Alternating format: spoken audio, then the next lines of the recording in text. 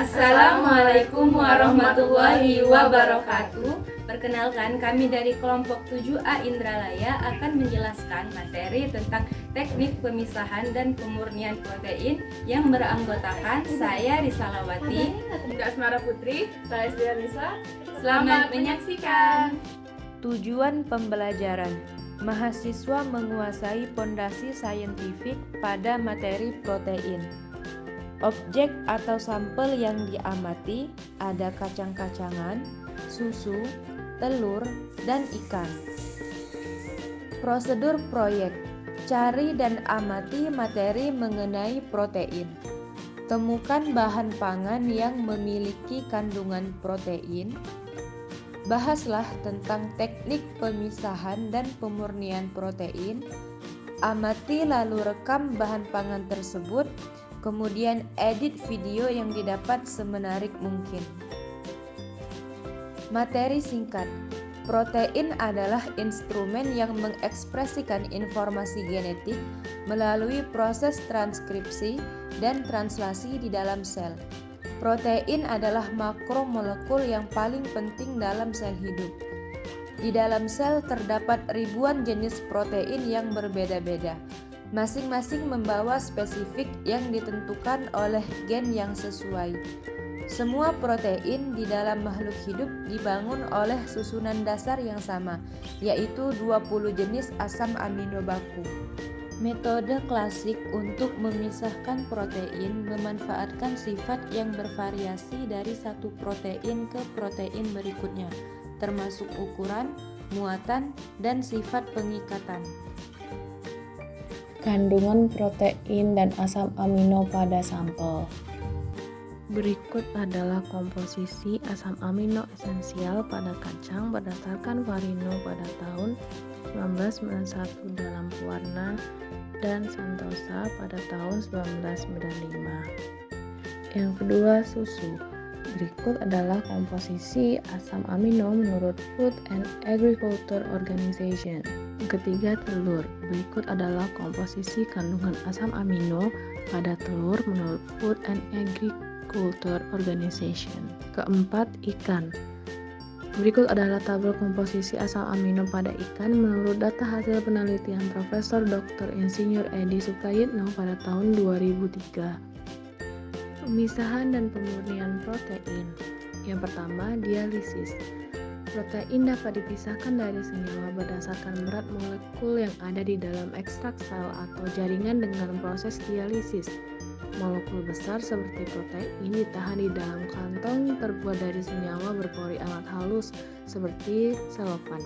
Jadi, jika kantong yang mengandung ekstrak sel atau jaringan dimasukkan ke dalam air, molekul kecil di dalam ekstrak jaringan seperti garam akan melalui pori-pori, tetapi protein dengan berat molekul tinggi akan tertahan di dalam kantong.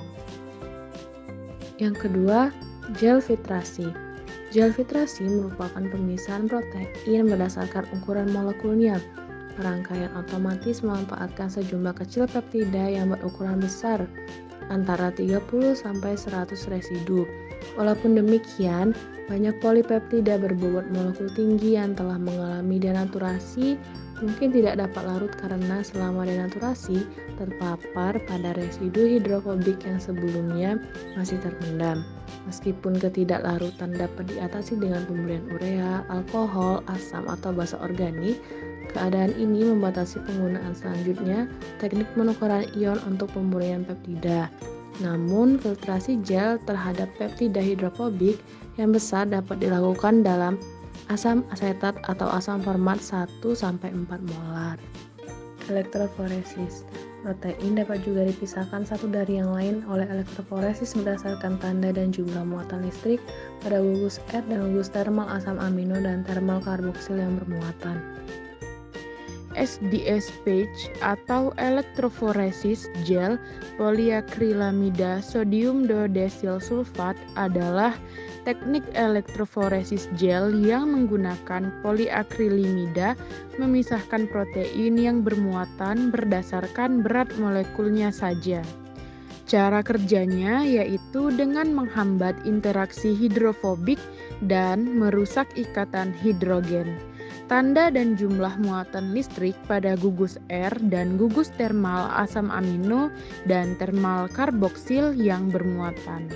Kecepatan migrasi protein dalam medan listrik tergantung pada kekuatan medan listrik, muatan protein, dan koefisien pergesekan. Selanjutnya, kromatografi.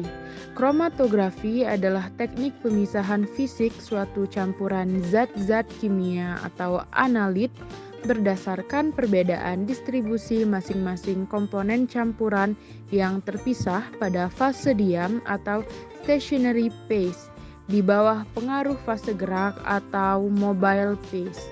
Pada teknik pemurnian dan pemisahan protein, kromatografi dibagi menjadi 3, yaitu kromatografi kolom, kromatografi pertukaran ion, dan kromatografi afinitas.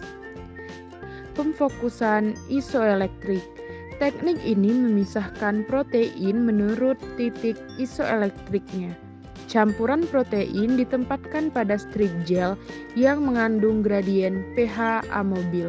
Dengan medan listrik yang diterapkan, protein memasuki gel dan berimigrasi sampai masing-masing mencapai pH yang setara dengan PL-nya.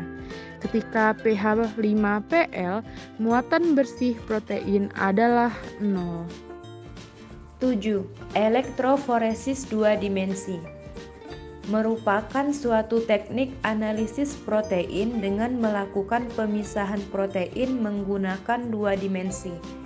Elektroforesis 2D mampu memisahkan hingga ribuan protein secara bersamaan.